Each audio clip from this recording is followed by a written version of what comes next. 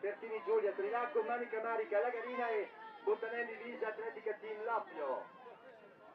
Ed eccole qua, sono partite la categoria esordienti femminile A.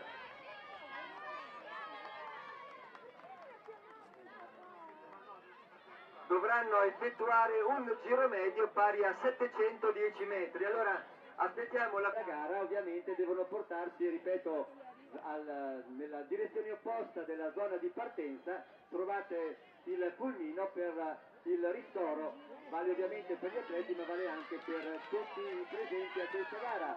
Ed eccolo qua, vediamo, abbiamo visto una ci sia Piazzola che abbia vinto questa gara. È Piazzola che ha vinto questa gara, categoria esordienti A femminile. È Piazzola Denise, che la ricordiamo anche campionessa provinciale del 2014 e 15 di corsa campestre per quanto riguarda la categoria, in questo caso ragazze, per la scuola media inferiore.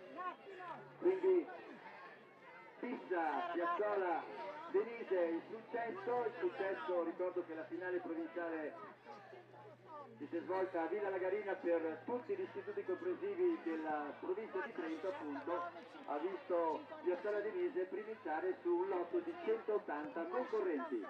Complimenti quindi a Piazzola, e ovviamente oltre a lei saranno premiate anche la seconda e la terza classificata. E 2,55.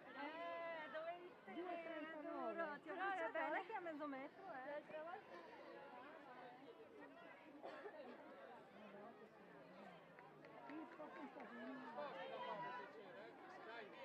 Sono 307 e 504.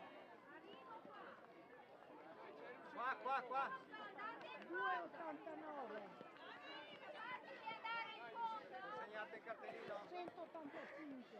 Allora ricordo ancora, per chi non l'avesse ancora capito, ovviamente il ristoro dovete andare verso nord, verso Trento, praticamente dopo la partenza proseguite sempre e trovate il pulmino, l'unico pulmino presente, e lì trovate il ristoro per